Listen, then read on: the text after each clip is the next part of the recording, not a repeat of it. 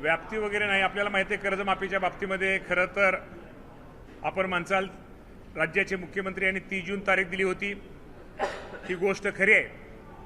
आणि त्यानंतर आपल्याला माहिती आहे की इथं अधिवेशन चालू होतं आणि पावसाळी अधिवेशनामध्ये पुरवणी मागण्या असतात. त्या पुरवणी मागण्यामध्ये जी कर्जमाफीची रक्कम आहे त्या रकमेचा समावेश होता.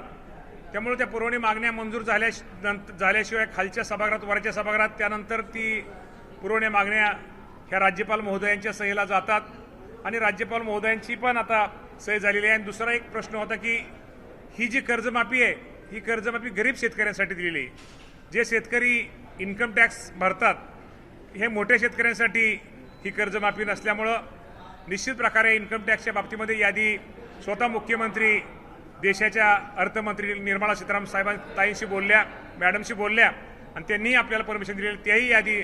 तेही आमच्याकडे लवकरच ती यादी आल्यानंतर की साधारणतः राज्याचे मुख्यमंत्री सांगितले की 30 जुलैपूर्वी त्याच्या अगोदर पहिल्या शेतकऱ्यांना कर्जमाफीची ही रक्कम ही दिली जाणार आहे. कर्जमाफी को लेकर सर क्या कुछ निर्णय कैबिनेट में हुआ है? बता दें. कर्जमाफी के निर्णय तो ये लिया गया है कि किसानों को जल्दी से जल्दी मदद मिलनी चाहिए.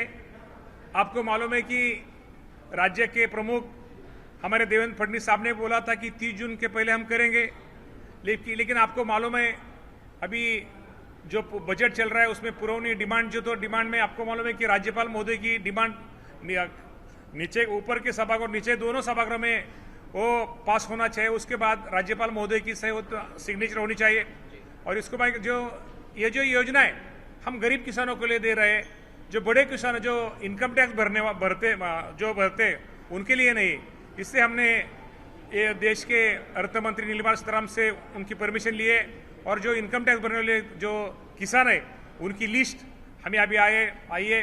इसके बाद हम उसका ये करेंगे, उस करके 30 जुलाई के पहले ये कर्ज माफी हम करेंगे. कितने किसानों की ये कर्ज माफी होगी, कितने किसान इससे लाभान्वित होंगे और कितने आपको मालूम है कि इससे कर्ज माफी के जो किसान है 56 लाख के ऊपर किसानों की संख्या होगी.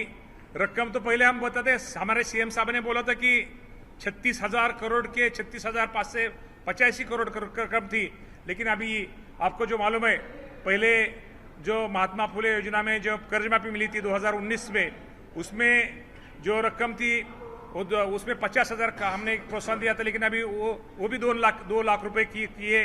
उससे बढ़ जाएगी मेरे ख्याल से 5,000 से ऊपर ये रकम बढ़ जाएगी.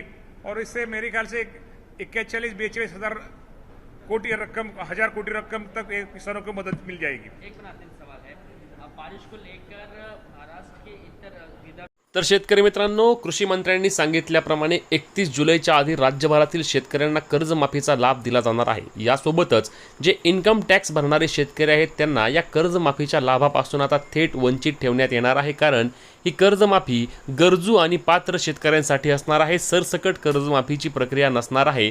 यामधील निकषांमध्ये जरी बदल केले गेले असले तरी देखील जे शेतकरी टॅक्स भरतायत, ज्यांचे उत्पन्न जास्त आहे, अशा शेतकऱ्यांना या कर्जमाफीचा लाभ दिला जाणार नाही. 31 जुलैच्या आधी राज्यातील शेतकऱ्यांना कर्जमाफीचे लाभ मिळणार असल्याचे देखील आपल्या कृषी मंत्र्यांच्या वतीने स्पष्टपणे सांगण्यात आले आहे. त्यामुळे शेतकऱ्यांसाठी हा मोठा दिलासा आणि आनंदाची बातमी असणार आहे.